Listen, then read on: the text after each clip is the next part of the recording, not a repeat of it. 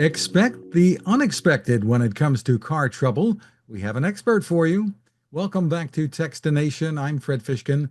Joining us is Kelly Stumpe, better known as the Car Mom and co-host of the Carpool podcast. Hi, Kelly. Hi, Fred. Great to meet you. And the summer travel season is approaching, and it would be nice to have some peace of mind that car troubles won't get in the way. Tell us about some ways, first off, to prepare. Yeah, sure. So summer is such a busy time, especially for families, whether it be like summer camp, summer school, or taking a road trip, which about 75% of Americans are this summer. You want to make sure that you have a safe and reliable vehicle. And one really good way that families can do that is to make sure that they have a rental reimbursement coverage. This is an optional add-on to your insurance policy, but it covers the cost of a rental car if your vehicle gets in an accident and it needs to be repaired. And this is really important because it's not, if your car needs to go into the shop to get repaired, it's not 1 or 2 days. Enterprise data tells us that on average, you're looking at up to 2 weeks. So imagine a family, the dead of summer, being left without their vehicle for 2 weeks. It would really throw a wrench into their plans. So this extra coverage gives you peace of mind, and then you're not stuck paying for a rental car out of pocket.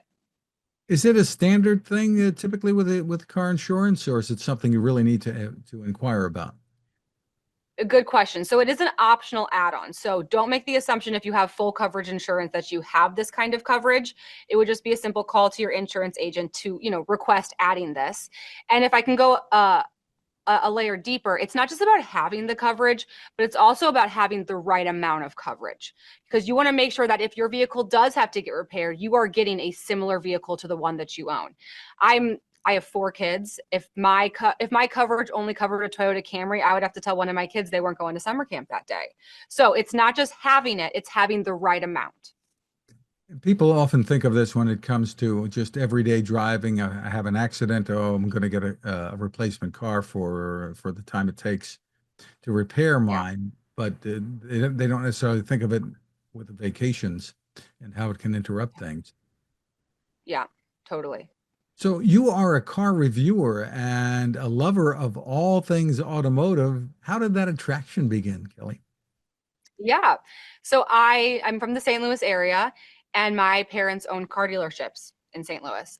So I started selling cars right out of college. I sold at a BMW store, and I really just fell in love with the business. I thought the cars were interesting, the people were interesting, the car buying process was so fun that I just kind of, I guess, got bit by the bug and I never left. So when I became a mom, I started looking at cars differently. Now I'm thinking about the second row, the ventilation, the safety, the car seats, the strollers. And I kind of realized there wasn't anybody really advocating for the moms and for the parents out there in terms of what actually makes a good family car. We're told that if you have kids, you need a minivan, but is that the case? There's all these other vehicles to explore. So I started doing really tailored reviews from a mom's perspective. I'm a car seat technician, so I'm certified in all things child passenger safety. So my reviews consist of installing car seats, showing the trunk space with a stroller in it, and just really looking at a vehicle a little differently. Interesting. And I assume it's not always been easy for a woman in that world, the automotive world. Tell me about that. Yeah, it's I think one way that I've really been able to connect to my audience who are intimidated by the car buying process is because kind of the same truth was for me on the other side. Like the same way that women felt like they weren't respected when they were buying a car, I felt like I wasn't respected sometimes when I was selling cars. Like you're kind of dealing with the same issues just on different sides of the aisle. And that really saddened me because I love the car business and I look at local family owned dealerships all across the country. And I know that there's good eggs in this industry and there's good salespeople who want to just give women and families like the best car buying experience. So I just try to find ways on how I can connect my audience to these really good local family owned dealerships. So I like to share a lot of, while I love the cars and like the car seats and all of that, I also really love sharing car buying tips for women, first time car buyers, or just anyone who feels, you know, not great about the car buying process. Any specific tips you'd like to share with us? I mean, today there's a lot of Yeah, confusion, for instance, about EVs. yeah. So I think one of my biggest tips for improving your car buying experience is to put yourself in control of who you work with, right? you can choose your salesperson. A lot of people just show up to the dealership Saturday, 3 p.m., and then they are left at the mercy of who's available. And like, insider secret, the good salespeople are not available Saturday at 3 p.m. Like, they are busy, they are working by appointment. So then you're left with whoever else is available. So my number one tip is to choose your salesperson ahead of time. You can do this by checking out the dealer's website, reading Google reviews, and seeing a salesperson's name who's getting mentioned over and over again. There's also a website called Dealer Rater that allows you to read reviews about individual salespeople. And then I would call up the dealership and I would schedule an appointment with your preferred salesperson, whether it be like maybe a woman, someone with a ton of experience, sometimes someone with just a ton of reviews. That way, you know, when you go into the dealership, you're not at the mercy of who's available, but you're working with your selected salesperson. And I think that if you just do that one step, you will have a much better car buying process. Tell us about the resources online, and should people be arming themselves better when they're in the car buying process? For sure.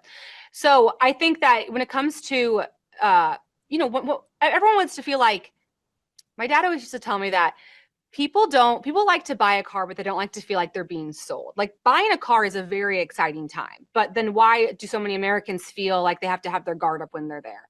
And I think it's just because people come unprepared to the dealership. There's so much more transparency in car buying than there ever has been before because of what the internet has done just for the car buying process. You can see what a car is worth. Everyone knows what a car is worth. And the dealership knows that you're not coming in on their specific Chevy Traverse because it's $5,000 overpriced.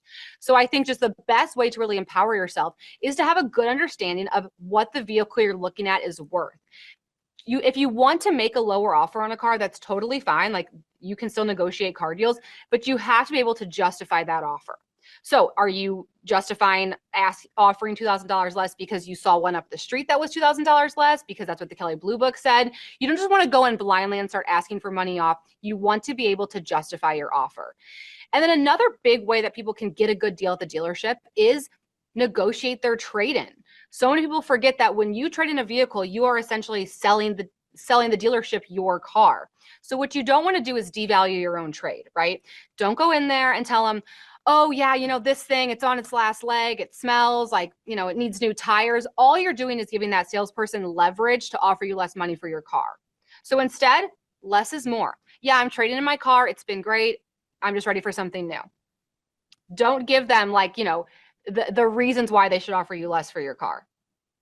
Just like a salesperson is not going to tell you reasons why you shouldn't buy these extras in your vehicle, Yeah. right? Right. For sure. Where can people go to learn more and follow all that you have to say? Yeah, so if you're interested in rental reimbursement coverage, you can go to enterprise.com/rental reimbursement. And if you're interested in following more about the Car Mom, I have a podcast with my sister called The Carpool. We talk all things automotive, but from the angle of like two girls gossiping about pop culture. It's actually a very entertaining podcast. If you want to hear all about like the crazy things that are going on in the auto industry, that's over at the Carpool podcast. And you can find my vehicle reviews on YouTube or thecarmom.com. Terrific. Kelly Stumpe, thank you so much for spending time with us. Thanks.